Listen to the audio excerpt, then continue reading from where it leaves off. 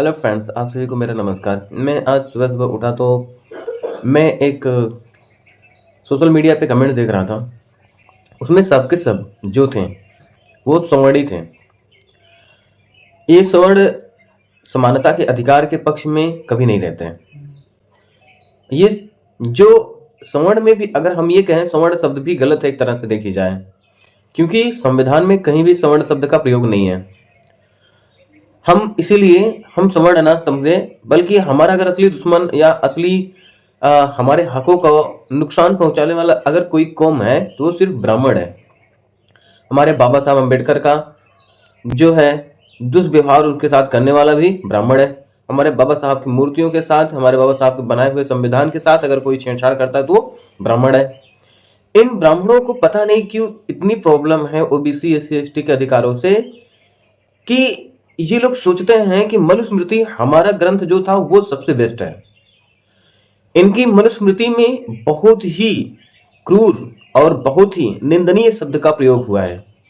मैं आपको मनुस्मृति जो है पूरा टोटल पढ़ करके और उसका सबूत के साथ में आपके सामने रखूंगा, एक एक चीज का, उसमें एक एक अध्याय का एक एक जो श्लोक है उसका सारा सब कुछ मैं उसमें जिक्र करूंगा और मैं बताऊंगा भी। लेकिन उससे पहले आपको बता देना चाहूंगा कि आप लोग कहीं भी रहिए, लेकिन अपने हुए बीते कलों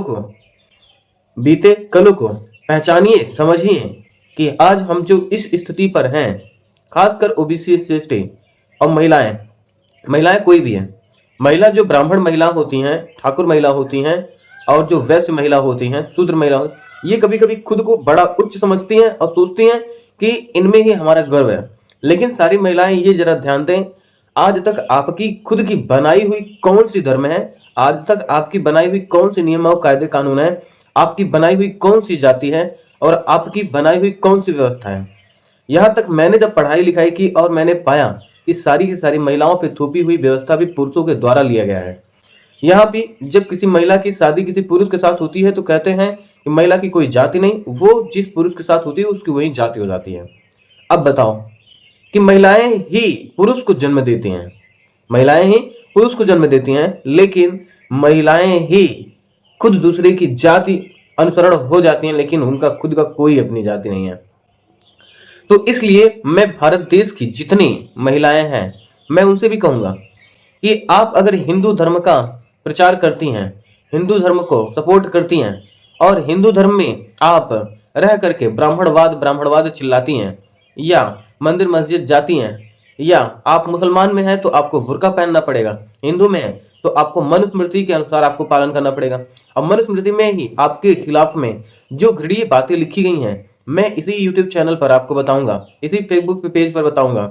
आप लोग सुनने के लिए हमारे चैनल को सब्सक्राइब और फॉलो भी कर सकते हैं, ताकि मैं आपको ये बता सकूं कि आप देखिए आप ही के लिए, आप ही के ग्रंथों में, आप ही के धर्मों में आप ही के लिए किस तरह से व्यवधान इसमें लिखे गए हैं, किस तरह से बातें लिखी गई हैं और ये किसने लिखी, क्यों लिखी, क्या बात थी उस वक्त लिखने की, मजबूरी क्या थी, मैं सारा सब कुछ बताऊंगा। मैं अगले वीडियो में मिलता हूं, तब तक के लिए।